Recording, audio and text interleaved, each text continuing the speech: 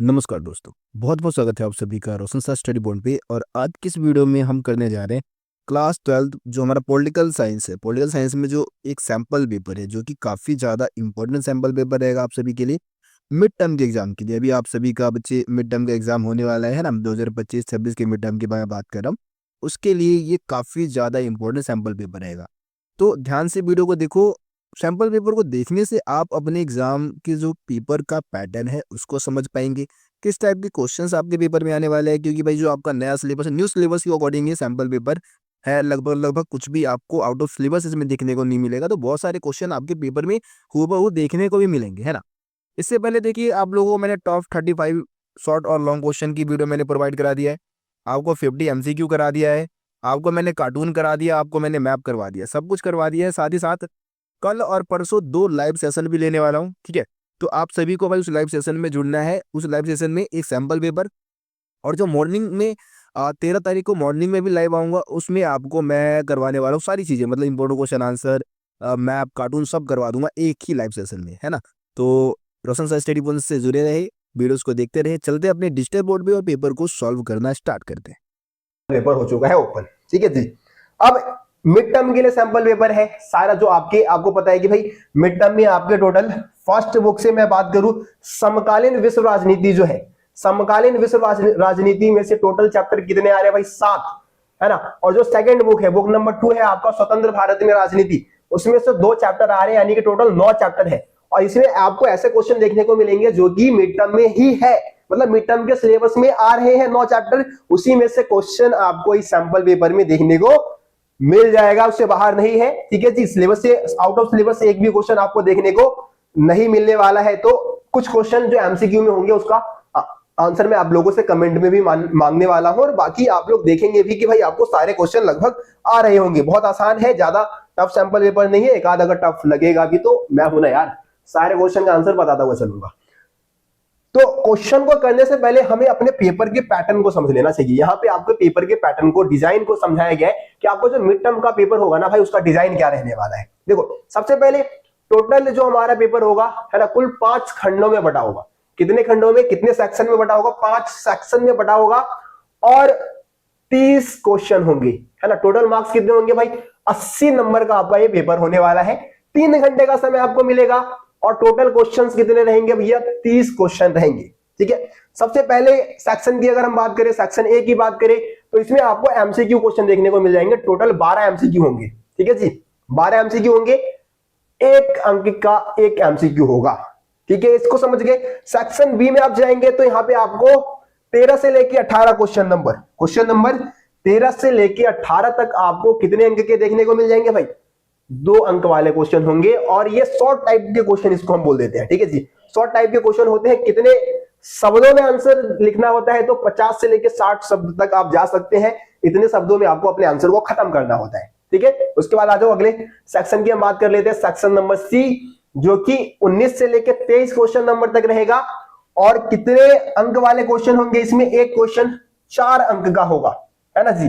और कितने शब्दों में उत्तर देना होगा? तो 100 से लेके 120 शब्दों में लिखना है आपको इसका आंसर। तो ये क्वेश्चन भाई बहुत ज्यादा महत्वपूर्ण होते हैं। लगभग 19, 20, 21, 22 और 23, लगभग 5 क्वेश्चन आपको देखने को मिल जाएगा, है ना। 19, 20, 21, 22, 23, 5 क्वेश्चन, यानी कि सीधे सीधे 20 नंबर आपका, तो भाई 4 नंबर वाले क्वेश्चन ही हो जाएंगे, ठीक है। उसके बाद अगले सेक्शन की बात कर लेते हैं। सेक्शन डी है आपका, आई थिंक ये, है ना। तो यहां पे आप देखेंगे कि 24, 25 और 26, 24, 25 और 26 फ्री के नंबर होते हैं भाई। ये फ्री के नंबर वाला सेक्शन है हमारे, ठीक है। सेक्शन जो है फ्री का नंबर आपको देता है। एक होगा गद्यांश, गद्यांश समझते हैं ना आप, एक पैराग्राफ दिया जाएगा, ठीक है। क्वेश्चन नंबर हमारा जो 24 होगा वो पैराग्राफ आधारित होगा। बहुत आसान सा पैराग्राफ दिया होगा, उस पैराग्राफ में आपको बहुत सारे आंसर मिल भी जाएंगे, 1-2 आंसर नहीं भी। 4 क्वेश्चन होंगे आई थिंक, 4 क्वेश्चन में से 2-3 तो उसी में मिल जाएगा, एक क्वेश्चन नहीं मिलेगा जो कि आपको अपने तरफ से लिखना होगा उसका आंसर, ठीक है जी। तो ये 4 नंबर आपके गद्यांश के होंगे। फिर एक मानचित्र होगा, 4 नंबर का मानचित्र होगा भाई, ठीक है। और एक कार्टून आधारित क्वेश्चन होगा, जिसमें से आपके एनसीईआरटी बुक में कोई चित्र है, कोई कार्टून है, कहीं से भी क्वेश्चन आ सकता है। तो ये नंबर तो मैंने बोल दिया भाई फिक्स हो जाएगा, फिक्स करवा दूंगा भाई। आप लोग धड़ाधड़ कमेंट करो इन वीडियोस के लिए, कल ही मैं वीडियो बनाने की कोशिश करूंगा इन टॉपिक पे, ठीक है। उसके बाद हम बात कर लेते हैं अगले सेक्शन की। ठीक है, तो अगले सेक्शन की बात करें जो कि आपका सेक्शन नंबर ई रहेगा, जिसमें आपको 27 से लेकर 30 क्वेश्चन नंबर तक देखने को मिल जाएगा, यानी कि टोटल 4 क्वेश्चन होंगे और 4 बिल्कुल दमदार क्वेश्चन। सबसे ज्यादा मार्क्स कैरी करने वाला सेक्शन यही है, सबसे ज्यादा नंबर आपको यही मिलते हैं। और एक फॉर्मेट होता है जो लॉन्ग क्वेश्चन हमारे आते हैं, 6 मार्क्स वाले जो पॉलिटिकल साइंस में क्वेश्चन हमारे आते हैं, है ना, 6 मार्क्स के क्वेश्चन होंगे ही, और 170 से 180 वर्ड्स में लिख सकते हैं, 200 वर्ड्स तक आप जा सकते हैं, 1.5-2 पेज का आपका आंसर होना चाहिए। ठीक है, एक पेज में भी आप लिख सकते हैं, लेकिन वही है कि थोड़ा सा हिस्ट्री पॉलिटिकल साइंस जैसे सब्जेक्ट ऐसे हैं जिनमें थोड़ा सा लेंथी आंसर लिखेंगे तो आपको बेनिफिट मिलता है, इस बात का हमें मिला है। ठीक है, हमारे बहुत सारे स्टूडेंट, हम उनको यही तरीका बताते हैं कि थोड़ा सा लेंथी आंसर लिखते हो तो आपको उस चीज का बेनिफिट मिलता है ना। तो यहाँ पे आपको एक फॉर्मेट फॉलो करना होता है 6 मार्क्स वाले क्वेश्चन में, वो आपको बताऊंगा जब अभी हम 6 नंबर वाले क्वेश्चन कर रहे होंगे इसी सैंपल पेपर में, तो मैं आपको बताऊंगा कि किस तरीके से आपको 6 मार्क्स वाले क्वेश्चन को करना है। ठीक है जी, तो ये हमारा पूरा पेपर रहेगा। देखो 6 नंबर वाले क्वेश्चन की खासियत क्या होगी कि हर क्वेश्चन में आंतरिक विकल्प मिलेगा, ऑप्शन मिलेगा आपको, अथवा में, जैसे क्वेश्चन नंबर हमारा मान लो 27 है, 27 में 2 क्वेश्चन होंगे, उसमें से कोई एक क्वेश्चन आपको करना होगा। तो 6 नंबर वाले की भाई यही खासियत मेरे को अच्छी लगती है कि 2 क्वेश्चन होते हैं, उसमें से कोई एक क्वेश्चन आपको करना होता है। ठीक है जी, तो ये आपके पूरे पेपर का पैटर्न रहेगा।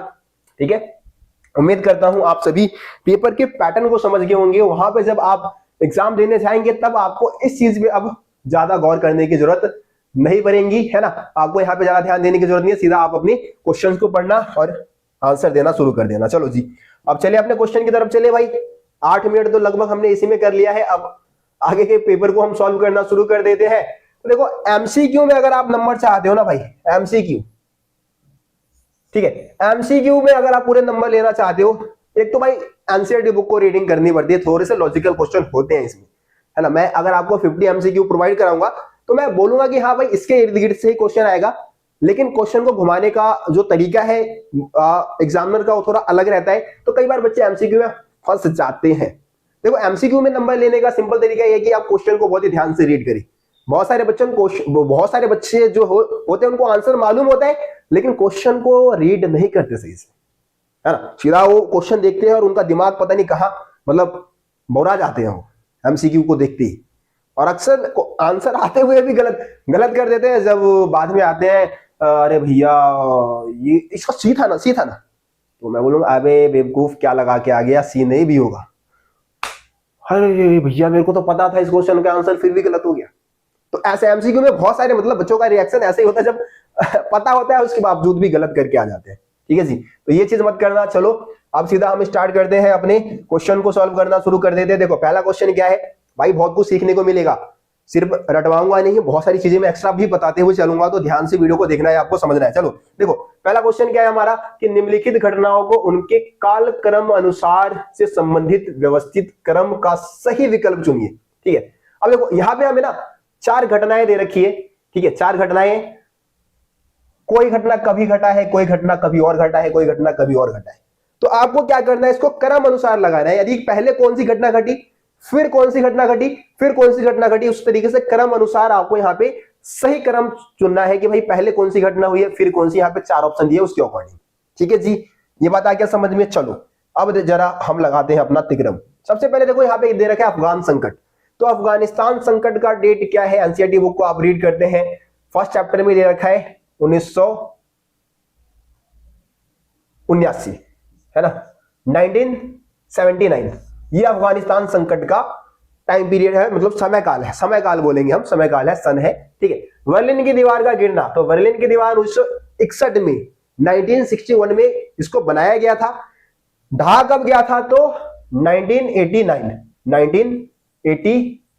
तारीख क्या था कमेंट में बता देना मेरे को, अभी तो बस हमें सन की जरूरत है, तो भाई मैंने ये बता दिया आप लोगों को। ठीक है, 1989 को इसको गिरा दिया गया था, है ना। बर्लिन की दीवार को शीत युद्ध का सबसे बड़ा प्रतीक माना जाता था। बर्लिन की दीवार जो है वो पूर्वी बर्लिन और पश्चिमी बर्लिन जो जर्मनी की राजधानी थी, मतलब जर्मनी की राजधानी को अलग करने के लिए 2 भागों में इसको बांटा गया था। ठीक है, सोवियत संघ का विघटन, भाई सोवियत संघ का विघटन कब हुआ, तो सोवियत संघ का विघटन का टाइम समयकाल आप क्या बताएंगे, 1991 में सोवियत संघ का विघटन हो गया, 1991 हो गया हमारा। रूस की क्रांति भाई, रूसी क्रांति या बोल्शेविक क्रांति बोल दो, समाजवादी क्रांति बोल दो, तो ये कब हुआ था? 1917 में। ठीक है, 1917 में रूस की क्रांति हुई। तो लगा दो भाई सही क्रम, क्या लगा दो सही क्रम में। पहले नंबर पे आपका क्या आ जाएगा? चौथी घटना आ जाएगी, है ना। दूसरे नंबर पे आपका पहला वाला आ जाएगा, ठीक है जी। तीसरे नंबर पे कौन सा आ जाएगा? हमारा दूसरा वाला आ जाएगा, ये तीसरे नंबर पे आ जाएगा। और उसके बाद आप आखिरी नंबर पे हमारे जो मतलब सोवियत संघ का विघटन वाला जो पॉइंट है, ये चौथे नंबर पे आ जाएगा।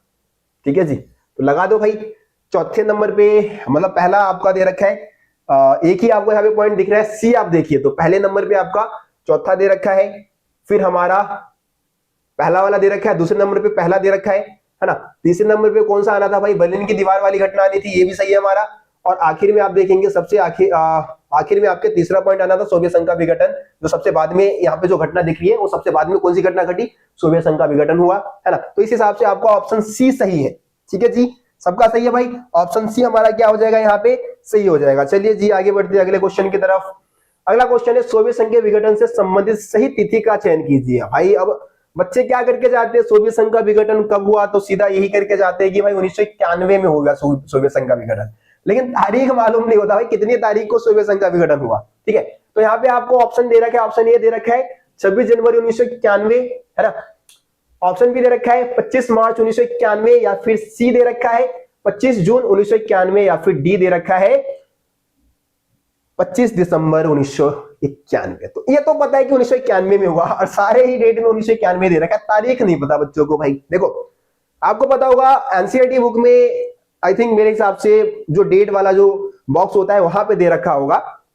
ठीक है, तो एक चीज आपको पता होगा कि जो बोरिस एल्त्सीन है, बोरिस एल्त्सीन के नेतृत्व में रूस, बेलारूस और यूक्रेन ने सोवियत संघ के विघटन की जो घोषणा है वो सबसे पहले की थी। और वो लगभग 8 दिसंबर के 8-9 दिसंबर के आसपास किया था। लेकिन पूरी तरीके से जो सोवियत संघ के विघटन का जो अनाउंसमेंट हुआ था वो 25 दिसंबर 1991 में हुआ था। ठीक है, 25 दिसंबर 1991 में सोवियत संघ का विघटन हो गया था। ये एग्जैक्ट तारीख है, इसको आप लोग याद रखना। ठीक है, ऑप्शन डी आपका क्या हो जाएगा? यहाँ पे सही हो जाएगा। चलिए जी आगे बढ़ते हैं अगले क्वेश्चन की तरफ।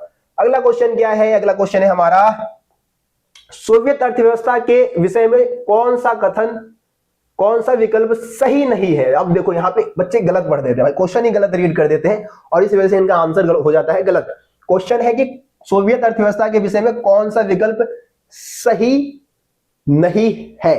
ठीक है, तो सोवियत अर्थव्यवस्था की अगर आप विशेषता जानते हैं तो जो भी पॉइंट दे रखे उसको पढ़ के आसानी से आप बता सकते हैं। देखो पहले हम पढ़ लेते हैं, पहला पॉइंट क्या दे रखा है? सोवियत अर्थव्यवस्था में पूंजीवादी अर्थव्यवस्था थी।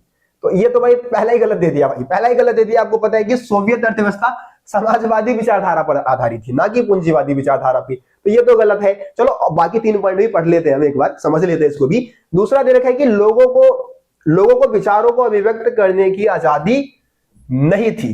ठीक है, तो ये भी वैसे मेरे हिसाब से भाई सही हो, लोगों को विचारों को अभिव्यक्त करने की आजादी नहीं थी, ये सही है वैसे, है ना। ये वाला सही है, ये गलत नहीं है, सही है, क्योंकि वहां पे लोगों को बोलने की आजादी नहीं थी, इसलिए वो अपने विचारों को, अपने भावनाओं को कार्टूनों के माध्यम से, चुटकुलों के माध्यम से व्यक्त करते थे, है ना जी। उत्पादन के साधनों पर राज्य का नियंत्रण था, तो बिल्कुल ये बात भी बिल्कुल सही है।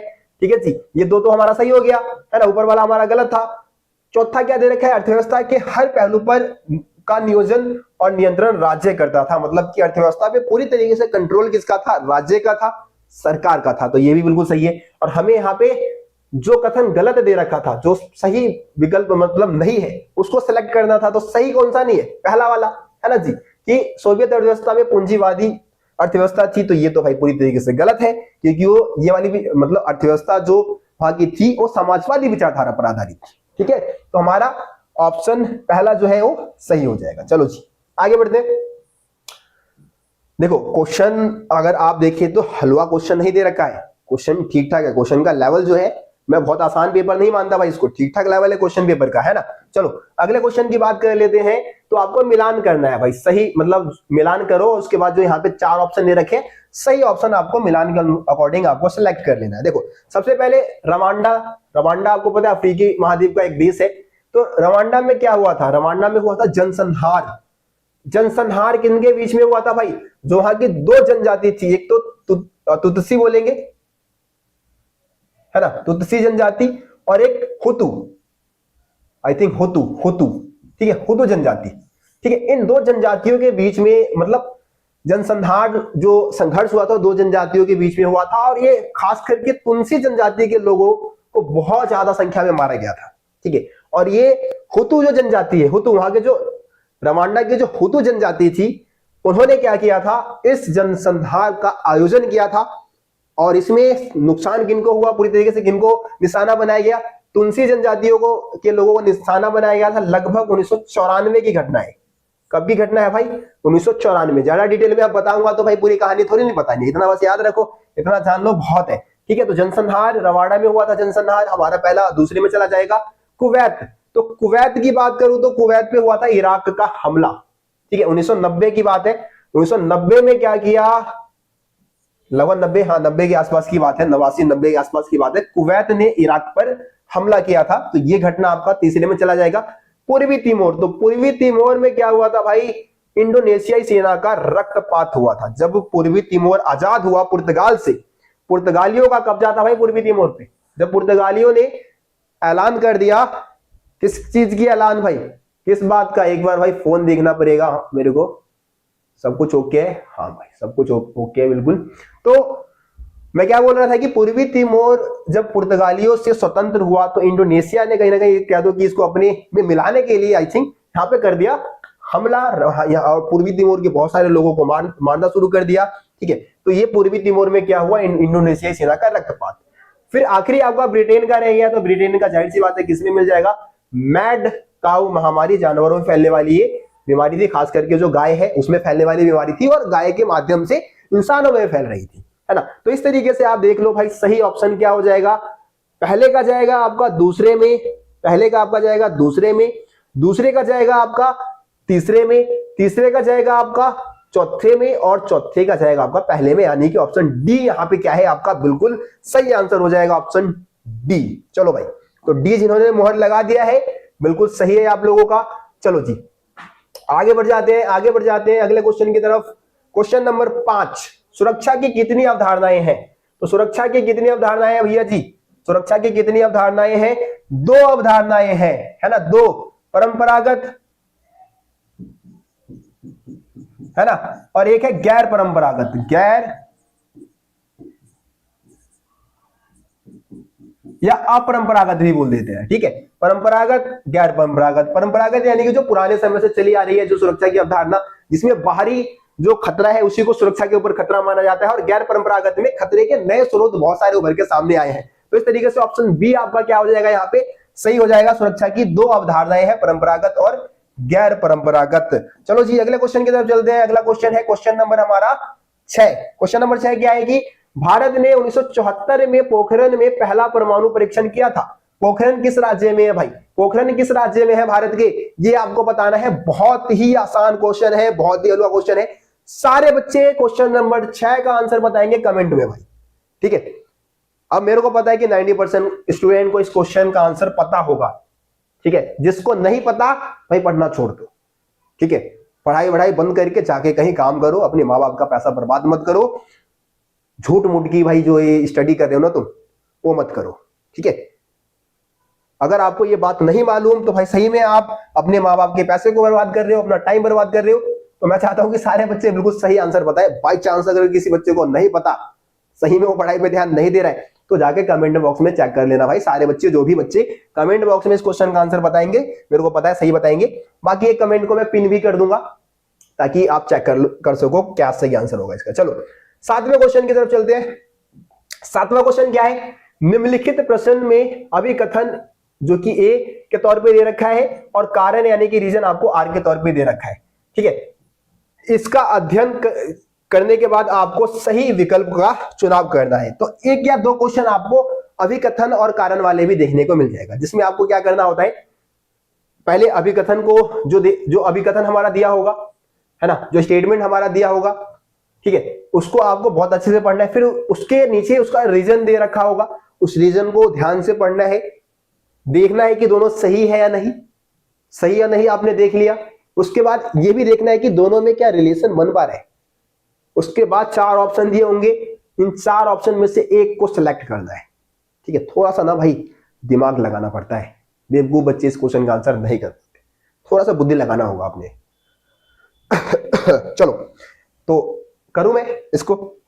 देखो क्या लिखा है कि आजादी के बाद भारत में 565 रियासतों को इंस्ट्रूमेंट ऑफ एक्सेशन के माध्यम से शामिल किया गया। बहुत सही लाइन दे रखा है, 565 रजवाड़े थे भारत में, ठीक है जी, बिल्कुल सही है। उनको किसके माध्यम से मिलाया गया? Instrument of accession. क्या था ये? सहमति का विलय, मतलब विलय पत्र था एक तरीके से, है ना, सहमति पत्र भी बोलते हैं इसको हिंदी में। उस सहमति पत्र यानी कि इंस्ट्रूमेंट ऑफ एक्सेशन पे हस्ताक्षर करने का मतलब ये था कि रजवाड़े के राजा भारतीय संघ में शामिल होने के लिए तैयार है। तो ये बात बिल्कुल सही है कि भाई इसके माध्यम से इन रजवाड़ों को भारतीय संघ में मिलाया गया। सरदार पटेल, कारण क्या दे रखा है कि सरदार पटेल ने हैदराबाद को बलपूर्वक तरीके से, मणिपुर और जूनागढ़ को कूटनीति द्वारा और जम्मू कश्मीर को उनकी इच्छा के द्वारा शामिल किया। यह भी बात बिल्कुल सही है, बलपूर्वक यानी कि आपको पता है कि निजाम बहुत उछल रहा था भाई, तो वहां पे भाई इंडियन गवर्नमेंट ने क्या किया? अपनी सेना भेजी, इसकी सेना को हराया, रजाकारों को हराया, मिला लिया गया। मणिपुर और जूनागढ़ कूटनीति के माध्यम से, कूटनीति का इस्तेमाल करके इनको शामिल किया गया। ठीक है, जम्मू कश्मीर के जो राजा थे हरि सिंह, उनकी इच्छा मानी गई, उसके बाद जम्मू कश्मीर भी भारतीय संघ में शामिल हो गया, है ना। तो यहाँ पे देखेंगे कि कथन और कारण दोनों सही है और दोनों में रिलेशन बन रहा है भाई, दोनों में रजवाड़ों की बात हो रही है, रजवाड़ों को किस तरीके से भारतीय संघ में मिलाया गया उसकी बात हो रही है। तो मैं तो भाई सीधा सिंपल बोलूंगा कि अभिकथन और कारण दोनों सही है, और कारण अभिकथन का सही स्पष्टीकरण करता है। 4 ऑप्शन दे रखे हैं, पढ़ लेना भाई। पहला ऑप्शन दे रखा है कि अभिकथन और कारण दोनों सही है, कारण अभिकथन का सही स्पष्टीकरण करता है, ये मेरा सही आंसर हो जाएगा। ठीक है जी, और ज्यादातर क्वेश्चन में यही आंसर सही देखने को मिलेगा। ठीक है, और कोई तो नहीं होता, अगर होगा तो आप भाई पढ़ोगे ना पहले, ज्यादातर में यही क्वेश्चन आपका, मतलब यही वाला ऑप्शन सही होता है। मैं जितना लगभग 5 साल का एक्सपीरियंस है मेरे को, पढ़ा रहा हूं मैं बच्चों को, मेरे को पता नहीं होगा क्या, है ना। तो यही क्वेश्चन, मतलब यही ऑप्शन ज्यादातर सही देखने को मिल जाता है। बाकी आप नीचे का भाई एक बार ऑप्शंस पढ़ लो, नहीं पढ़ोगे तो कोई नहीं, आंसर तो मैंने बता ही दिया आप लोगों को। चलो जी, अगला क्वेश्चन, क्वेश्चन नंबर 8, पाकिस्तान के साथ चीन की राजनीतिक साझेदारी डैश के लिए बड़ी अड़चन है ना। अब आपको पता है कि पाकिस्तान हमेशा चाइना के तलवे चाटता रहता है ना, उसके आगे पीछे घूमता रहता है ताकि क्या मिल जाए? कुछ अनुदान मिल जाए, कुछ पैसा वैसा मिल जाए, है ना। तो पाकिस्तान जो है चाइना के साथ रिलेशन बनाने की कोशिश करता है। ये किसके लिए नुकसानदायक है? किस देश के लिए नुकसानदायक है? तो हम भारतवासियों के लिए नुकसानदायक है भाई, हम इंडिया वालों के लिए नुकसानदायक है, क्योंकि पाकिस्तान चाइना के साथ मिलके भारत में आतंकवादी घटनाओं को अंजाम देता है, उसमें चाइना भी सपोर्ट करता है, उसको पैसे वैसे कहां से मिल रहे हैं? चाइना से मिल रहे हैं। ठीक है, तो भारत के लिए अड़चन है भाई। ऑप्शन ये आपका क्या हो जाएगा? सही हो जाएगा। आसान था, बहुत बहुत ही आसान था। चलो अगले क्वेश्चन की तरफ चलते हैं। अगला क्वेश्चन क्या है? सोवियत संघ के किस राष्ट्रपति ने पेरेस्ट्रोइका यानी कि पुनर्रचना, है ना, हिंदी में क्या बोलते हैं? पुनर्रचना, ग्लासनोस्ट यानी कि खुलापन, खुलापन, 2 शब्दों का प्रयोग किया। ज्यादातर बच्चों को भाई पता होगा, बहुत आसान है, ज्यादातर बच्चों को पता होगा। ठीक है, पता है तो भाई पहले मेरे बताने से पहले कमेंट में बता दो, मेरे बताने से पहले, है ना। तो पेरेस्ट्रोइका यानी कि पुनर्रचना, इसका मतलब यह था कि जो सोवियत अर्थव्यवस्था पिछड़ चुकी थी पश्चिमी मुल्कों से, उसको फिर से पटरी पे लाना, है ना। खुलापन का मतलब यह है कि अर्थव्यवस्था में जो भी प्रतिबंध लगाए गए हैं उसको खोलना है, उस पर लगे प्रतिबंधों को हटाना है दुनिया के दूसरे देशों के लिए। ठीक है, तो ये दोनों ही नीति सोवियत संघ के एक राष्ट्रपति थे, उन्होंने अपनाया था। उनका नाम क्या था? गोर्बाचेव। ठीक है, गोर्बाचेव। ऑप्शन बी आपका क्या हो जाएगा? सही हो जाएगा, मिखाइल गोर्बाचेव। पूरा नाम उनका क्या है? Mikhail Gorbachev. चलिए आगे बढ़ जाते हैं। फिर से कथन और कारण वाला क्वेश्चन आ गया है, देखते हैं इसमें क्या है, क्या चीज है समझने लायक। देखो क्वेश्चन क्या है, अभिकथन क्या दे रखा है? आसियान की स्थापना दक्षिणी एशिया के 5 संस्थापक देशों द्वारा 1967 में की गई। 1967 में की गई भाई, अब बच्चा भाई खुश हो गया, अरे बिल्कुल सही है भाई, ये तो बिल्कुल सही है, सही तो बोल रहा है भाई, आसियान की स्थापना 1967 में हुई। लेकिन सही से पढ़ो ना मेरे दोस्त लाइन को, दक्षिणी एशिया लिखा हुआ है। क्या लिखा हुआ है? दक्षिणी एशिया। लेकिन भाई आसियान की स्थापना तो दक्षिणी पूर्वी एशियाई देशों ने किया था ना, है ना? ये बात हमें पता है कि आसियान की स्थापना दक्षिणी पूर्वी एशियाई देशों के द्वारा किया गया था। 5 देश थे, बैंकॉक घोषणा पत्र पे हस्ताक्षर किया था, ठीक है जी, 1967 में किया था, ये बात तो पता है। लेकिन बीच में जो दक्षिणी एशिया पूर्वी शब्द जो यूज नहीं किया, इसकी वजह से तो ये गलत हो गया भाई, ठीक है। तो ये तो हो गया हमारा कथन गलत हो गया, ठीक है, अभी कथन गलत हो गया, क्योंकि आसियान की स्थापना दक्षिणी पूर्वी एशियाई देशों ने, दक्षिणी पूर्वी एशिया के 5 देशों ने मिलकर किया था, 1967 में किया था। 5 देश बाद में जुड़े थे, टोटल देशों की संख्या 10 हो गई थी, है ना। कारण क्या दे रखा है? संयुक्त राज्य अमेरिका चीन आसियान के साथ मुक्त व्यापार क्षेत्र पर बातचीत करने के लिए तेजी से आगे बढ़ रहे हैं। ये सही है, कारण सही दे रखा है, अभी कथन गलत है। कारण सही है कि भाई अमेरिका, चीन, जापान, भारत, ये सब भाई उसके साथ मुक्त व्यापार करने की कोशिश कर रहे हैं, मुक्त व्यापार का जो समझौता है उस पर बातचीत करने की कोशिश कर रहे हैं। तो ये बिल्कुल सही बात है ना। तो यहाँ पे ऑप्शन देख लेते हैं, ऑप्शन के अकॉर्डिंग हम आंसर देंगे, ठीक है। देखो पहला ऑप्शन क्या है कि अभिकथन और कारण दोनों सही है, कारण अभिकथन का सही स्पष्टीकरण करता है, ये तो हमारा नहीं होगा, है ना। अभिकथन और कारण दोनों सही है, लेकिन जो अभिकथन है वो कारण का सही, मतलब लेकिन कारण अभिकथन का सही स्पष्टीकरण नहीं करता है, ये भी नहीं होगा हमारा। अभिकथन गलत है लेकिन कारण सही है ना, ये वाला सही हो जाएगा। अभिकथन हमारा क्या था? गलत था, दक्षिणी पूर्वी एशिया शब्द का इस्तेमाल नहीं किया था, सिर्फ दक्षिणी एशिया शब्द लिख रखा था, तो ये तो अभिकथन हमारा क्या था? गलत था, कारण सही है। तो ऑप्शन सी आपका क्या हो जाएगा? सही हो जाएगा, ठीक है। ऑप्शन सी हमारा क्या है इसमें? सही है। चलो आगे बढ़ जाते हैं। बाल्टिक राज्यों की पहचान कीजिए। भैया यहाँ पे बाल्टिक राज्य की पहचान करनी है। सबसे पहले भैया ये बाल्टिक राज्य का मतलब बताओ, क्या है ये बाल्टिक राज्य? तो अगर आप यूरोप के मैप को देखोगे, ठीक है, अगर आप यूरोप के मैप को देखते हो, ठीक है, तो यूरोप के मैप में उत्तरी पूर्वी हिस्सा जो है, उत्तरी पूर्वी हिस्सा में कुछ देश आ जाते हैं, और यहां पे बाल्टिक महासागर भी है, ठीक है। महासागर का नाम है, महासागर कह रहा हूं, सागर, माफी चाहूंगा गलती के लिए। तो सागर है बाल्टिक सागर, पर्यावरणीय तौर पे बहुत ज्यादा खूबसूरत एरिया है ना, ठीक है। तो यहाँ पे कुछ देश है जिसको, मतलब उत्तरी पूर्वी भाग में, यूरोप के उत्तरी पूर्वी भाग में बाल्टिक सागर के पास स्थित देशों को हम बाल्टिक राज्य कह देते हैं, ठीक है। तो इसमें से आपके 3 देश है, एस्टोनिया, लताविया और लिथुआनिया, ठीक है। एस्टोनिया, लताविया, लिथुआनिया, ये 3 देश जो है वो बाल्टिक राज्य के रूप में जाने जाते हैं। समझ में आया सबको? कोई दिक्कत नहीं, आगे बढ़ जाते हैं। चलिए जी आगे बढ़ते हैं। केंद्र में पहली गैर कांग्रेसी सरकार डैश में बनी है।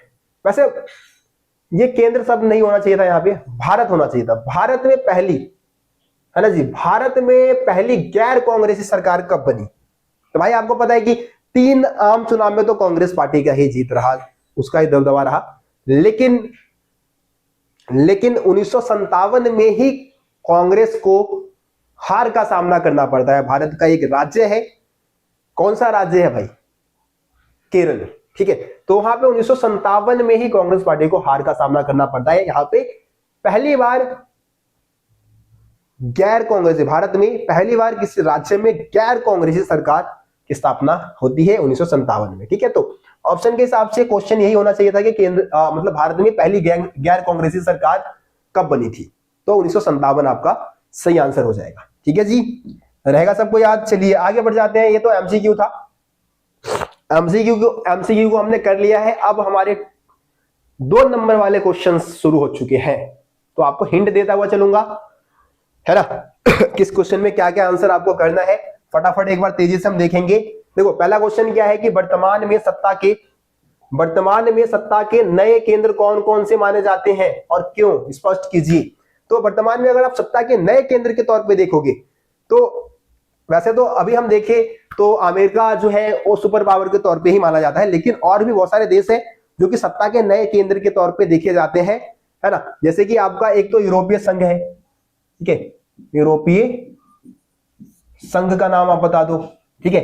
चीन है आपका, चीन भी भाई सत्ता के नए केंद्र के तौर पे देख सकते हैं, क्योंकि ये भी अमेरिकी वर्चस्व को कहीं ना कहीं टक्कर दे सकता है, अमेरिकी वर्चस्व को खत्म कर सकता है। ठीक है, रूस है, ठीक है जी, रूस है आपका, इसके अलावा भारत भी तो है, इंडिया भी तो है ना। तो ये सारे देश, ये संगठन है, वैसे ये तो क्षेत्रीय संगठन है ना। आसियान है, आसियान को भी आप सत्ता के वैकल्पिक केंद्र या नए केंद्र के तौर पे आप देख सकते हो, क्योंकि आसियान के जो देश है उनका विकास भी बहुत तेजी से हो रहा है। दक्षिणी पूर्वी एशियाई देशों की मैं बात कर रहा हूं। तो ये सारे ऐसे देश या संगठन है जो कि सत्ता के नए केंद्र के तौर पे देखे जाते हैं। ठीक है जी, ये समझ में आ गया सबको। चलो आगे बढ़ जाते हैं। अगला क्वेश्चन है, सुरक्षा परिषद के किन्हीं दो कार्यों का वर्णन कीजिए। सुरक्षा परिषद के किन्हीं दो कार्यों का वर्णन कीजिए। सुरक्षा परिषद का दो कार्य क्या है भाई? पूरी दुनिया में शांति की स्थापना करना, है ना, युद्ध को रोकना, या फिर अगर किसी कमजोर देश पे कोई पावरफुल देश अगर अटैक कर देता है तो उसकी सुरक्षा करना, यही सुरक्षा परिषद के कार्य है ना। तो ये सुरक्षा परिषद के दो कार्य, आपको कोई भी दो कार्य आपको बताना है। शांति स्थापित करना, है ना, विश्व युद्ध को होने से रोकना, बस ये पॉइंट आप बताओ, बहुत है। चलो 15वें क्वेश्चन की बात कर देते हैं। 15वें क्वेश्चन क्या है? मैकडोनाल्डीकरण से आप क्या समझते हैं, वर्णन कीजिए। तो मैकडोनाल्डीकरण का मतलब क्या है? मैकडोनाल्डीकरण सीधे सीधे पश्चिमी संस्कृति को इंडिकेट करता है ना।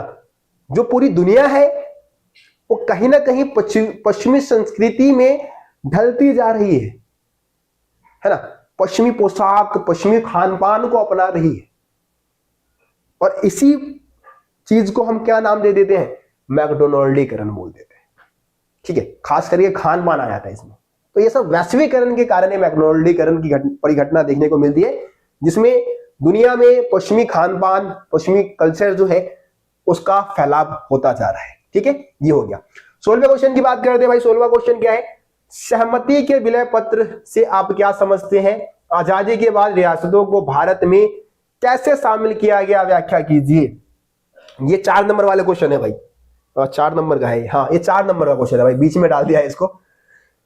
ठीक है, बीच में कुछ 4 नंबर का क्वेश्चन भी आ गया है, इसको देख लो, क्योंकि भाई इतना बड़ा क्वेश्चन था तो 4 नंबर में 2 नंबर का बनता नहीं है वैसे, है ना।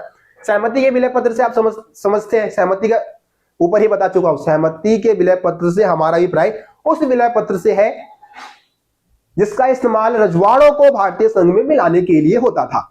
सहमति के विलय पत्र पे अगर किसी रजवाड़े के राजा ने हस्ताक्षर कर दिया तो ये सीधे इस बात को दर्शाता है कि वो राजा भारतीय संघ में शामिल होने के लिए तैयार है ना।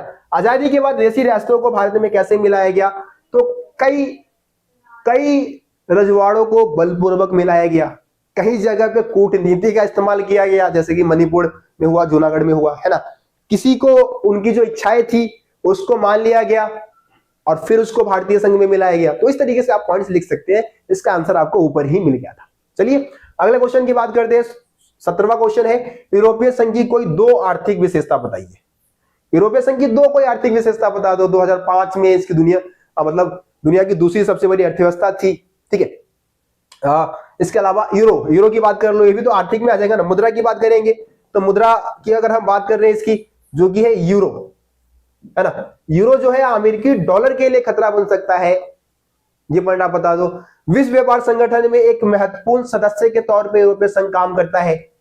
ठीक है, तो ये भी पॉइंट आप बता दो। तो ये आर्थिक पॉइंट बताने से 2 नंबर का क्वेश्चन है, कोई 2 पॉइंट आप लिख देना, बहुत है। ठीक है जी, चलिए अगले क्वेश्चन की बात करते हैं। अगला क्वेश्चन क्या है? 18वां क्वेश्चन हमारा, दक्षिणी एशिया से आप क्या समझते हैं? इसके किन्हीं 4 देशों के नाम बताइए। दक्षिणी एशिया से आप क्या समझते हैं? तो आप अगर इंडिया के मैप को देखेंगे, वैसे यहाँ पे बनेगा नहीं, कम स्पेस है, छोटा सा मैप मैं ऐसे ही बना देता हूं। ठीक है, तो अगर आप इंडिया के मैप को देखते हैं तो इधर आपको पाकिस्तान देखने को मिलेगा, इधर नेपाल, इधर भूटान, इधर आपका नीचे श्रीलंका है, इधर म्यांमार है। ठीक है, तो दक्षिणी एशिया से हमारा क्या अभिप्राय है? दक्षिणी एशिया की अगर हम बात करें तो एशिया के दक्षिणी भाग में जो देश शामिल होते हैं, जो लगभग 8 देश जो आते हैं, उनके लिए दक्षिणी एशिया शब्द का इस्तेमाल किया जाता है। कोई 4 देशों के नाम बताने हैं तो भारत बता दो, पाकिस्तान बता दो, है ना, नेपाल बता दो, भूटान बता दो, म्यांमार बता दो, श्रीलंका बता दो, अफगानिस्तान को भी शामिल कर लिया जाता है। म्यांमार भी दक्षिण एशिया का पार्ट आप कह सकते हैं। ठीक है, तो इन देशों को भी आप दक्षिण एशिया में ले सकते हो। कोई 4 देश के नाम आपको बताने हैं, बस खत्म। ठीक है जी, चलिए आगे बढ़ते हैं। 4 अंक वाले क्वेश्चन अब आ चुके हैं आपके सामने। देखो 4 अंक वाले क्वेश्चन की हम बात कर लेते हैं। 19वां क्वेश्चन क्या है, शॉक थेरेपी के माध्यम से राष्ट्रकुल के देशों की व्यवस्था में किस प्रकार परिवर्तन आया। अब राष्ट्रकुल के देशों का मतलब क्या है, राष्ट्रकुल के देशों का मतलब है कि जो नव स्वतंत्र देश जो कि यूएसएसआर से क्या हुए, अलग हो गए, है ना, तो उसको हम राष्ट्रकुल के तौर पे देखते हैं उन देशों को। तो शॉक थेरेपी के माध्यम से इन देशों में क्या बदलाव आया उसके बारे में आपको बताना है। तो शॉक थेरेपी के कहीं ना कहीं परिणाम और शॉक थेरेपी की विशेषता के बारे में आपको लिखना है। मैं बता देता हूँ क्या क्या पॉइंट आप लिख सकते हो। देखो पहला पॉइंट आप लिख सकते हो कि शॉक थेरेपी के कारण अब क्या होगा, राष्ट्रकुल के देशों को समाजवादी विचारधारा की जगह पे पूंजीवादी विचारधारा को अपनाना होगा, है ना। इसके अलावा सामूहिक खेती को समाप्त कर दिया गया, पूंजीवादी पद्धति से इनको खेती करना शुरू करना पड़ेगा, पूंजीवादी पद्धति के माध्यम से खेती करना होगा। निजी फर्मों को समाप्त कर दिया गया, निजी फर्म कह रहा हूं, सामूहिक फर्मों को समाप्त कर दिया गया, निजी फर्मों को अपनाया गया, ठीक है। मुद्रा की आपसी जो चेंज है उसको करना होगा, मतलब एक देश से दूसरे देश में जो मुद्रा है आसानी से चेंज किया जाएगा। उनको खुले व्यापार मतलब आयात पे जो देशों ने प्रतिबंध लगा रखे थे उसको हटाना होगा, ठीक है। तो ये सारे पॉइंट बता सकते हो, 2-4 चाहो तो शॉक थेरेपी के 2-3 परिणाम वाले पॉइंट भी लिख देना, है ना। जैसे कि उद्योग, सारे देशों का लगभग औद्योगिक ढांचा चरमरा गया, असमानता में वृद्धि हो गई, बैंकों का दिवालिया निकल गया, ये भी पॉइंट आप चाहो तो डाल सकते हो, नंबर मिल जाएंगे आपको, ठीक है जी, ठीक है जी, समझ में आ गया। चलो अगले क्वेश्चन की तरफ चलते हैं। 20वां क्वेश्चन आ चुका है। 20वां क्वेश्चन क्या है कि भारत में वामपंथी कहे जाने वाले दलों की क्या विचारधारा है, किन्हीं 2 आधारों पर वर्णन कीजिए। देखो वामपंथी विचारधारा को फॉलो करने वाले जो नेता है वो गरीबों की भलाई की बात करते हैं, गरीबों के लिए काम करते हैं, है ना। उन नीतियों का विरोध करते हैं जो गरीबों की भलाई के लिए नहीं है, और ये चाहते हैं कि सरकार अमीरों के ऊपर लगाए टैक्स और गरीबों के ऊपर टैक्स में छूट दे, गरीबों के लिए पॉलिसी बनाए, असमानता जो है देश में उसको खत्म कर दे, ठीक है। तो ये वामपंथी के बारे में हो गया। 21वां क्वेश्चन क्या, श्रीलंका के जातीय संघर्ष के कारणों की विश्लेषण कीजिए। श्रीलंका के जातीय संघर्ष की मैं बात करूं तो आप सभी को पता है, सिहली समुदाय और तमिल, है ना, ठीक है जी, तमिल, इनके बीच में हुआ। सिहली जो है बहुसंख्यक है, श्रीलंका में बहुसंख्यक कौन है, सिहली है ना। सिहली भाषा को प्राथमिकता दी गई वहां पे, इनको सरकारी नौकरी में हिस्सेदारी मिली, है ना, सरकार में इनका दबदबा है। तमिल लोग कहां से गए, भारत से गए, इसलिए इनको नजरअंदाज कर दिया गया। जब आजाद हुआ श्रीलंका 1948 में, तो भाई साहब सरकार बनी, सरकार में सीलियों का दबदबा, सारी चीजों में सीलियों का दबदबा, तमिल लोगों को पूरी तरीके से दरकिनार कर दिया गया, इनके भाषा को दबा दिया गया, है ना, इनके अधिकारों का हनन किया गया, इसलिए इन्होंने कर दिया विद्रोह, है ना। विद्रोह किया, क्या बना दिया, Tamil Eelam, liberation tigers of Tamil Eelam बना दिया, लिट्टे बनाया इन्होंने, लिट्टे, है ना, लिट्टे की स्थापना कर दी और कह दिया कि भाई अब हम क्या करेंगे, जो श्रीलंका का जो उत्तरी पूर्वी भाग है उसको अलग देश बना देंगे, ठीक है। तो इस तरीके से एक्सप्लेन कर देना भाई, 4 नंबर का है, 4-5 पॉइंट 6 पॉइंट लिख दो, नंबर मिल जाएंगे, ठीक है। आगे आ जाओ, अगले क्वेश्चन की तरफ चलते हैं। भारत रूस संबंधों का वर्णन कीजिए। 22वां क्वेश्चन आसान है, बहुत ही आसान है। भारत रूस संबंधों का वर्णन कीजिए। भारत और रूस के बीच में कैसे संबंध है, तो भाई बहुत ही मधुर और अच्छे संबंध है भारत और रूस के बीच में, ठीक है। 2001 आई थिंक डेट है, हाँ बिल्कुल 2001 देख लेना एनसीईआरटी में। 2001 में 80 द्विपक्षीय जो दस्तावेज है उस पे भारत और रूस ने हस्ताक्षर किए। दोनों ही देशों का सपना है बहुध्रुवीय विश्व का, यानी कि दुनिया विश्व राजनीति में कोई एक महाशक्ति ना हो बल्कि बहुत सारी महाशक्तियां हो, है ना। जो अंतरराष्ट्रीय संगठन है, यूएनओ है, उसके माध्यम से फैसले लिए जाए अंतरराष्ट्रीय स्तर पे, उसको मजबूत बनाया जाना चाहिए, ठीक है। इसके अलावा आपको पता है कि भारत जो है रशिया से बहुत सारे हथियार जो है, सैन्य सामान है वो खरीदता है, आयात करता है। तेल, है ना, जो रिसोर्सेज है, ऑयल है, उसको भी हम वहां से मंगाते हैं, है ना। कश्मीर के मामले में हमेशा रूस ने हमें सपोर्ट किया है, ठीक है। तो ये सारे पॉइंट आप लिख सकते हो भारत रूस संबंध में। चलो अगले पॉइंट की बात करते हैं। 23वां क्वेश्चन क्या है, आरंभिक वर्षों में कांग्रेस पार्टी के सत्ता में आने के किन्हीं 2 कारणों का आलोचनात्मक विश्लेषण कीजिए।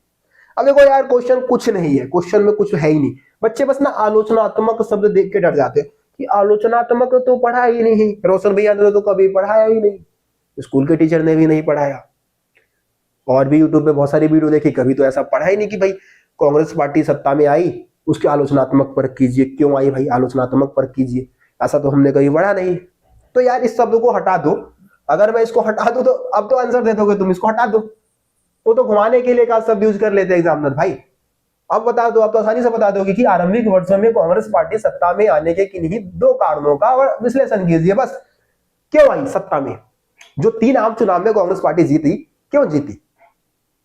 क्योंकि स्वाधीनता संग्राम की विरासत हासिल थी, प्रसिद्ध नेता थे, जवाहरलाल नेहरू जैसे प्रसिद्ध नेता, सुसंगठित पार्टी थी, है ना। इसके अलावा प्रसिद्ध नेता मैंने बता दिया, ठीक है। स्वतंत्रता संग्राम की देश की सबसे पुरानी पार्टी थी, 1885 में ही इसकी स्थापना हो गई थी, कोई मजबूत विपक्षी पार्टी नहीं थी जो कि कांग्रेस पार्टी को टक्कर दे सके, इसलिए भी ये पार्टी जीत गई, है ना। तो ये सारे कम से कम 4 पॉइंट, 4 नंबर का है तो 4 पॉइंट बता दो, 6 नंबर का आएगा तो 6 पॉइंट बताना होगा आप लोगों को। देखो जितने भी मैं क्वेश्चन आपको बता रहा हूं ना, जितने भी क्वेश्चन आप देखोगे, जो मैंने अभी टॉप 25 क्वेश्चन, 25 कह रहा हूं, 35 क्वेश्चन की वीडियो मैंने आपको बना के दिया है सारे लॉन्ग क्वेश्चन, शॉर्ट क्वेश्चन आपको देखने को मिलेगा उसमें, ठीक है। ज्यादातर 4 मार्क्स वाले और 6 मार्क्स वाले सारे क्वेश्चन आपको देखने को मिल जाएगा उस वीडियो में, तो उस वीडियो को देख लेना भाई। एग्जाम से पहले अगर नहीं देखे हो ना तो देख के जाना, नहीं तो फिर पछताओगे, फिर बाद में आके बोलोगे कि काश रोशन भाई की बात को हम लोग मान ले होते तो आज ये दिन ना देखना पड़ता। चलो जी, देखो एक पैराग्राफ आधारित क्वेश्चन आएगा आपके एग्जाम में, है ना। आसान है यार, कर लेना, मेरे को तो लगता है भाई इसको करवाने की जरूरत नहीं है, इसको पढ़ लेना, मैं सीधा डायरेक्ट आंसर दे देता हूं। पैराग्राफ को पढ़ो तो टाइम बहुत ज्यादा लग जाएगा, है ना। देखो पैराग्राफ को आप लोग पढ़ लेना, सीधा आंसर दे देता हूं। राज्य के अनिवार्य कार्य कौन से? तो राज्य के अनिवार्य कार्य क्या होते हैं? राष्ट्रीय सुरक्षा को बढ़ावा देना, कानून व्यवस्था को बनाए रखना, है ना। ऑप्शन सी आपका सही हो जाएगा, आप पढ़ लेना भाई, आंसर बिल्कुल मैंने सही बता दिया है। दूसरा क्वेश्चन क्या दे रखा है? भारत में कौन से वर्ष में वैश्वीकरण को अपनाया गया? वैश्वीकरण को भारत ने 1991 में अपनाया था, ठीक है। 1991 में हमने वैश्वीकरण की नीति अपनाई थी, क्योंकि उस समय हमारी जो वित्तीय व्यवस्था थी वो बहुत खराब हो गई थी, कर्ज में डूबता जा रहा था भारत, तो उससे निकालने के लिए वैश्वीकरण को अपनाया गया था। निम्न में से कौन सा कथन सही नहीं है ना, कौन सा कथन सही नहीं है, ये आपको सेलेक्ट करना है। यहाँ पे थोड़ा छोटा कर देते इसको। निम्नलिखित में से कौन सा कथन सही नहीं है? यहाँ पे आपको 4 कथन दे रखे हैं, सही नहीं जो कथन है वो आपको सेलेक्ट करना है। तो यहाँ पे क्या दे रखा है? पहला कि नई प्रौद्योगिकी के परिणाम स्वरूप राज्य अब पहले से ज्यादा कमजोर हो गए, तो गलत है, पहला ही गलत हो गया, यही सही नहीं है भाई, ठीक है क्योंकि नई प्रौद्योगिकी की वजह से जो राज्य है वो ज्यादा पावरफुल हो गए। पावरफुल क्यों हो गए?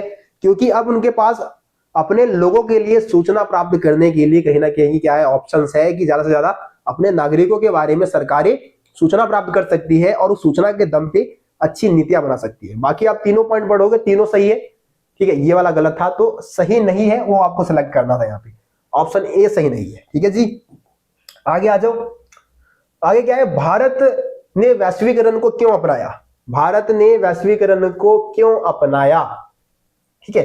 तो वित्तीय संकट से उबरने के लिए और आर्थिक समृद्धि की दर को ऊंचा प्राप्त करने के लिए, ये पॉइंट आप लिख सकते हो, बिल्कुल सही हो जाएगा, है ना। वित्तीय संकट जो उस समय आया था उससे निपटना था और समृद्धि को बढ़ावा देना था, ताकि वैश्वीकरण की वजह से विदेशी कंपनियां भारत में आई और उन्होंने अपनी कंपनी लगाने स्टार्ट की, जिससे कि हमें काफी मुनाफा हुआ, फायदा हुआ। तो ये पॉइंट आप बता दो, ठीक है जी। चलो आगे बढ़ जाते हैं। 25वां क्वेश्चन देखोगे तो मैप आधारित क्वेश्चन है, ठीक है। देखो मैप में आपको ना, जैसे हिस्ट्री में क्या होता है कि हम मैप के पेज को फाड़ कर अपने आंसर शीट के साथ लगाते हैं, लेकिन पॉलिटिकल साइंस में ऐसा नहीं होता। मैप को आपको क्या करना होगा? इस तरीके से बॉक्स बनाना होगा, है ना। ये बॉक्स आपको अपने आंसर शीट पे बनाना है और इसके अकॉर्डिंग आपको फिर आंसर देना है। क्रम संख्या, जैसे यहाँ पे 4 क्वेश्चन दिए, 4 क्वेश्चन का क्रम आप लिखोगे। संबंधित अक्षर, मैप में जाओगे तो मैप में आपको देश में, हर एक देश में एक अल्फाबेट से संबंधित अक्षर चिन्हित किए गए हैं, देखो यहाँ पे, है ना। जैसे कि श्रीलंका में कौन सा अल्फाबेट दे रखा है? सी दे रखा है। नेपाल में ए दे रखा है, यहाँ पे भूटान में बी दे रखा है, और ये आपका बांग्लादेश है, यहाँ पे आपको क्या दे रखा है? डी दे रखा है। तो ये अल्फाबेट आपको, मतलब ये जो संबंधित अक्षर है यहाँ पे लिखना होगा, और देश का नाम आपको इधर लिखना है, ठीक है जी। देश का नाम आपको इधर लिखना है, ठीक है। देखो सबसे पहले क्या दे रखा है आपको? 1987 में भारत ने जिस देश में शांति सेना भेजी, तो शांति सेना किस देश में भेजी थी भाई? श्रीलंका में भेजी थी। यहाँ पे आपको देश का नाम लिखना है, ठीक है, श्रीलंका। और संबंधित अक्षर आपका आई थिंक सी दे रखा था, तो वहां पे देखो मैप में क्या दे रखा है, मैप में यहाँ पे क्या दे रखा है आपको, संबंधित अक्षर श्रीलंका में क्या दे रखा है? सी दे रखा है ना, ये देखो यहाँ पे सी दे रखा है, आपको दिख रहा है सबको, सी, ठीक है। तो यहाँ पे हमें क्या करना होगा, संबंधित अक्षर में हमें भरना होगा सी, ठीक है। जो ये आपका संबंधित अक्षर है यहाँ पे सी भरोगे, देश के नाम में श्रीलंका हो जाएगा। दूसरा क्वेश्चन देखो, वह देश जो भारत की पूर्व चलो की नीति का हिस्सा है। तो पूर्व चलो की नीति का हिस्सा कौन सा देश है भाई? बांग्लादेश है ना, ठीक है, बांग्लादेश। आप बांग्लादेश का नाम इधर लिखोगे, संबंधित अक्षर डी दे रखा था, तो ये संबंधित अक्षर डी आप भरोगे। उसके बाद दक्षिण एशिया का चारों तरफ से भूमि से घिरा हुआ देश कौन सा है? तो भूमि से घिरा हुआ वैसे दो देश है, भूटान भी है और नेपाल भी है, ठीक है। लेकिन अगला क्वेश्चन आप देखोगे, चौथा क्वेश्चन क्या दे रखा है, वह देश जिसकी पनबिजली की बड़ी परियोजना में भारत का योगदान है। तो पनबिजली की बड़ी परियोजना में भारत ने योगदान जो दिया है वो भूटान के दिया है ना। तो चौथे में आपका जो संबंधित अक्षर भूटान का आप देख लेना है, भूटान का आई थिंक बी दे रखा है, तो संबंधित अक्षर बी, और यहाँ पे आपका चौथे का क्या हो जाएगा? भूटान, ठीक है जी, भूटान हो जाएगा। और संबंधित अक्षर इसका बी है।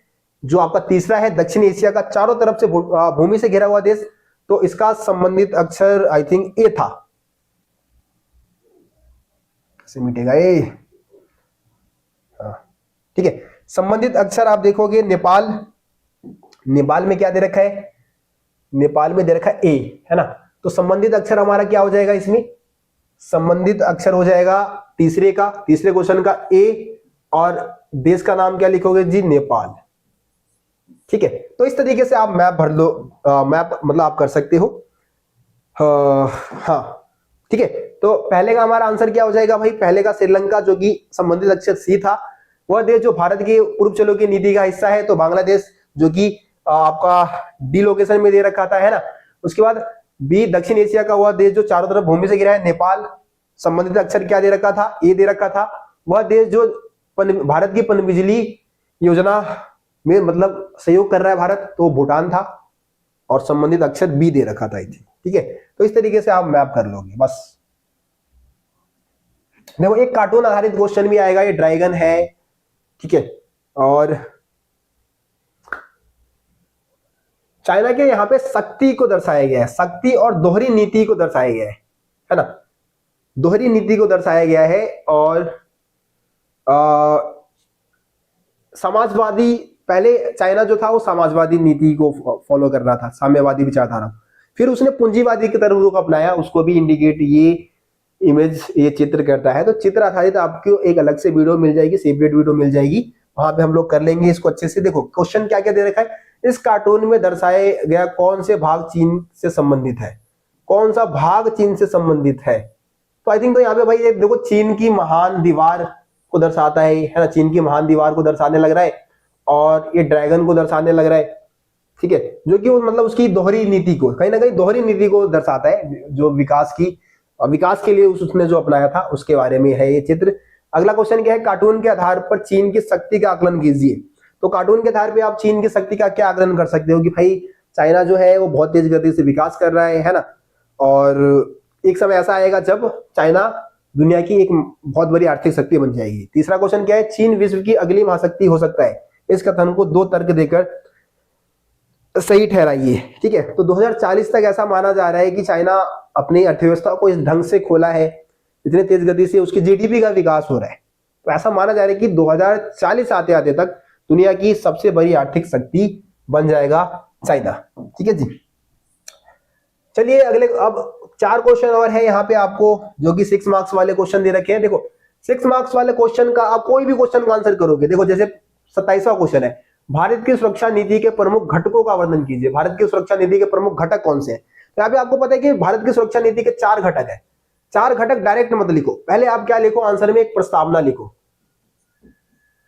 प्रस्तावना यानी कि भूमिका, जिसमें आप थोड़ा सा क्वेश्चन को समझाओ, है ना, क्वेश्चन को समझाओ कि भाई भारत जो है चारों तरफ अपने दुश्मन देशों से घिरा हुआ है, इसलिए भारत को अपनी सुरक्षा के लिए बहुत सारे कदम उठाने पड़ेंगे, है ना। इसीलिए भारत ने क्या किया है, भारत इतिहास में कई बार भारत का दूसरे देशों के साथ युद्ध हो चुका है, जैसे कि पाकिस्तान के साथ चाइना के साथ युद्ध हो चुका है। तो इसलिए भारत ने अपनी सुरक्षा के लिए कुछ रणनीतियों को अपनाया है, कुछ नीतियों को अपनाया है। वो नीतियां निम्नलिखित प्रकार की है। फिर 4 पॉइंट लिख दो, जैसे कि अपने सैन्य क्षमता को मजबूत किया है इसने, है ना, जो अंतरराष्ट्रीय संगठन है उनको मजबूत बनाने की कोशिश की है, आपने अंदरूनी समस्याओं का समाधान बहुत अच्छे से किया है, और नियोजित विकास को अपनाया है, समानता पर आधारित विकास को अपनाया है। फिर ये 4 पॉइंट लिख दो, एक्सप्लेन कर दो चारों पॉइंट को, और लास्ट में लिख दो एक निष्कर्ष। ठीक है, निष्कर्ष यानी कि कंक्लूजन आप इसलिए देते हैं ताकि एग्जामिनर को पता लगे कि भाई आपने रटा रटा आंसर नहीं लिखा है, आपके पास अपने मतलब अपना दिमाग है, अपने दिमाग का इस्तेमाल करके आपने आंसर किया है ना। तो इस तरीके से आप अगर प्रस्तावना लिखते हैं, फिर मेन आंसर को लिखते हैं, उसके बाद निष्कर्ष लिखते हैं, तो आप आसानी से नंबर पा सकते हैं। निष्कर्ष में जो आपने क्वेश्चन में आंसर लिखा है ना, उसी के अनुसार आप निष्कर्ष बताएं। निष्कर्ष में आप लिख सकते हो कि इन सभी पॉइंट्स के आधार पर हम कह सकते हैं कि भारत जो है उसने बहुत अच्छी सुरक्षा रणनीति अपना रखी है, और इसी वजह से भारत आज इतने मतलब अपने दुश्मन देशों से घिरे होने के बावजूद भी आज सुरक्षित है, यहाँ के लोग सुरक्षित है, यहाँ के नागरिक सुरक्षित है। इस तरीके से निष्कर्ष लिख सकते हो आप, है ना। तो ऐसे आंसर करोगे भाई, पूरे नंबर आपको मिलेंगे 6 मार्क्स वाले क्वेश्चन में। चलो अगला क्वेश्चन क्या है इसी में, अथवा में, कि सुरक्षा की परंपरागत और गैर परंपरागत अवधारणाओं के प्रकार में अंतर स्पष्ट कीजिए। दोनों में अंतर बताना है। सुरक्षा की पारंपरिक धारणा का संबंध बहुत पुराने समय से चला आ रहा है। इसमें किसी देश के ऊपर जो सुरक्षा के ऊपर जो खतरा होता है वो कोई दूसरा मुल्क होता है, कोई दूसरा देश होता है ना, जो सैन्य हमले की धमकी देता है या फिर देश के केंद्रीय मूल्य को खतरा पहुंचाने की कोशिश करता है, तो इसमें आ जाता है। परंपरागत सुरक्षा में क्या है, गैर परंपरागत सुरक्षा में क्या है, खतरे के नए स्रोत जो है, नए स्रोत क्या है ना, जो नए स्रोत उभर के सामने आ रहे हैं, जैसे कि आतंकवाद के बारे में बता दो, ठीक है, महामारियों के बारे में आप बता दो, मानव अधिकार का जो हनन हो रहा है, गरीबी है, ग्लोबल वार्मिंग है, ठीक है, इन सारे पॉइंट्स के बारे में आप इसमें लिख सकते हो और उनको एक्सप्लेन भी कर सकते हो, नंबर मिल जाएंगे। चलो 28वें क्वेश्चन की बात करते हैं। संयुक्त राष्ट्र संघ के कार्यों की समीक्षा किन्हीं 3 तर्कों के आधार पर कीजिए। तो यहाँ पे आपको संयुक्त राष्ट्र संघ के कार्य बताने हैं, है ना। कार्य क्या है संयुक्त राष्ट्र संघ? तो भाई संयुक्त राष्ट्र संघ पूरी दुनिया में शांति स्थापित करने के लिए कार्य कर रहा है ना, महामारियों से निपटने के लिए देशों के बीच में सहयोग को स्थापित करने की कोशिश कर रहा है ना, जो विश्व युद्ध है उसको रोकने के लिए ये कार्य करता है, ठीक है। जो बहुत सारी ऐसे संघर्ष मतलब ऐसी समस्याएं हैं जिसका समाधान एक देश अकेले दम पे नहीं कर सकता, तो उन समस्याओं के समाधान के लिए एक तरीके से सभी देशों को एकजुट करता है, जैसे कि ग्लोबल वार्मिंग है, महामारी है, आतंकवाद जैसी समस्या है, ठीक है। कोई समस्या हो गई, किसी 2 देशों के बीच में संघर्ष हो गया, तो एक मंच उपलब्ध कराता है जहां पे 2 देश मिलके समस्याओं का समाधान बातचीत के माध्यम से कर सकते हैं, ठीक है। अगला क्वेश्चन क्या है, संयुक्त राष्ट्र सुरक्षा परिषद की स्थायी सदस्यता के लिए भारत के रुख का किन्हीं 3 तर्कों के आधार पर मूल्यांकन कीजिए, ठीक है। इस क्वेश्चन में क्या बताना है कि भारत को सुरक्षा परिषद की स्थायी सदस्यता मिलनी चाहिए, क्यों मिलनी चाहिए? तो भारत एक विशाल आबादी वाला देश है, एक बहुत बड़ी सैन्य ताकत है, आर्थिक रूप से तेजी से विकास कर रहा है ना, जनसंख्या के लिहाज से भी बहुत बड़ा देश है ये, ठीक है। और इसके अलावा अपनी भूगोल और अपनी संस्कृति के लिहाज से पूरे विश्व की जो भी विविधता है उसकी नुमाइंदगी करता है, संयुक्त राष्ट्र संघ के बजट में योगदान देता है, तो ये तर्क आप दे सकते हो, ठीक है। चलिए जी अगले क्वेश्चन की तरफ चलते हैं। अगला क्वेश्चन क्या है, क्वेश्चन नंबर 29। क्वेश्चन नंबर 29 क्या है कि उन 3 चुनौतियों के बारे में बताइए जिनका समाधान स्वतंत्र भारत को राष्ट्र निर्माण की प्रक्रिया के दौरान करना पड़ा। भाई बहुत ज्यादा इंपॉर्टेंट क्वेश्चन है। 3 चुनौतियां बतानी है जो आजादी के बाद भारत को करना पड़ा था। 3 चुनौतियां क्या थी? सबसे पहले चुनौती थी एकता स्थापित करने की, एकता है ना, एकता की स्थापना, एकता स्थापित करने की। दूसरा लोकतंत्र, ठीक है, लोकतंत्र स्थापित करने की। तीसरी नियोजित विकास करना, है ना, नियोजित विकास, ठीक है। तो एकता स्थापित करना, लोकतंत्र की स्थापना करना, नियोजित विकास करना, ये 3 चुनौतियां थी। इन तीनों चुनौतियों को आपको बहुत अच्छे से एक्सप्लेन करना होगा, तब जाके आपको नंबर मिलेगा। सिर्फ हेडिंग बना के अगर आ जाओगे तो नंबर नहीं दिए जाएंगे। एक्सप्लेन कर देना भाई तीनों पॉइंट्स को, बस आगे आ जाओ। अथवा में एक और क्वेश्चन दे रखा है कि राष्ट्र निर्माण के दौरान रियासतों के एकीकरण में कौन कौन सी समस्याएं आई, किन्हीं 3 की व्याख्या कीजिए, ठीक है। आपको पता है कि जब भारत का विभाजन हुआ तो देसी रियासतें बहुत सारी थी, 565 रियासतें थी, उनको भारतीय संघ में मिलाने में बहुत समस्या आई है। भाई अंग्रेजों ने विभाजन तो कर दिया, लेकिन रजवाड़ों को यह ऑप्शन दे दिया, देसी रियासतों के राजा के पास ये ऑप्शन था कि वो भारतीय संघ में शामिल हो या फिर पाकिस्तान में शामिल हो या फिर अपनी स्वतंत्र पहचान बना ले। तो बहुत सारे रजवाड़े के राजा थे, उनके मन में तो भाई लड्डू फूटने लगे कि हम तो भाई इंडिया से अलग हो जाएंगे, अलग स्वतंत्र पहचान बना लेंगे। तो यहाँ पे कुछ रजवाड़े जैसे कि हैदराबाद के बारे में आप लिखो, बड़ा आंसर हो जाएगा भाई। ठीक है, हैदराबाद, मणिपुर, ठीक है जी, मणिपुर, कश्मीर, है ना, कश्मीर, ठीक है, इसके अलावा जूनागढ़। तो इन ज्यादा खास करके आप हैदराबाद और मणिपुर के बारे में आपके बुक में भी बहुत अच्छे से बता रखा है, तो इनके बारे में आप लिख दो।